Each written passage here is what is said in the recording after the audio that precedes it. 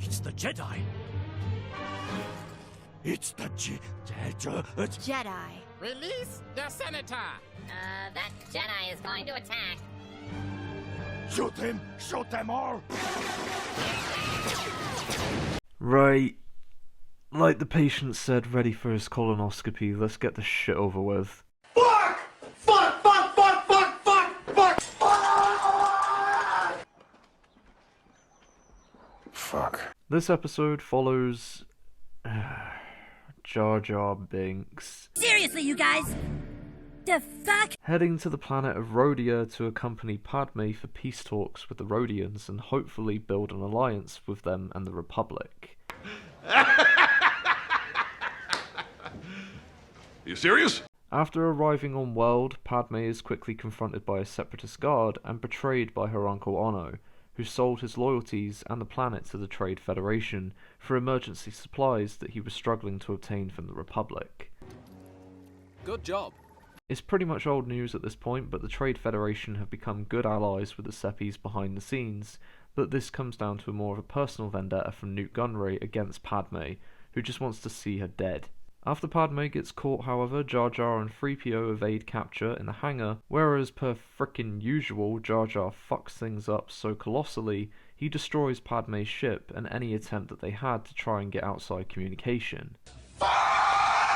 As Jar Jar feels it's up to them to rescue Padme, he finds one of Anakin's old cloaks in the wardrobe, but is mistaken for being a Jedi due to the appearance of the robe, and ducks for cover in the water below, only to discover a more intimidating presence down below. After the rumour mill begins turning, Padme heightens the belief that there is a Jedi on world, and uses it to escape the tower, only to locate 3PO later, who was on his way to get scrapped, and is informed that they believe it's actually Jar Jar. After a few antics ensue, Jar Jar scales the tower to try and rescue Padme, but then hears that she's already escaped, and the droids take shots at him. The one time I wish they hadn't fucking missed. Padme engages a small squad down below, but is quickly caught again, only for Jar Jar to provide a small distraction, and escapes under a grate in the floor which allows the droids to throw thermal detonators to try and blow him up.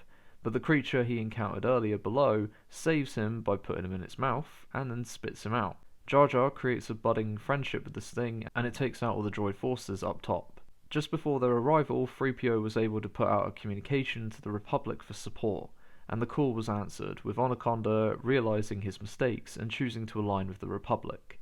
The Republic arrive and arrest Gunray, and we close out part 1. And there goes another 20 minutes of my fucking life. If you couldn't tell by my enthusiasm, I don't much care for this one. Jar Jar and 3PO are in my top 10 of worst Star Wars characters that I honestly believe could be removed from the franchise and it wouldn't impact anything narratively. I truly wish Filoni and co had done away with these sort of episodes in the show.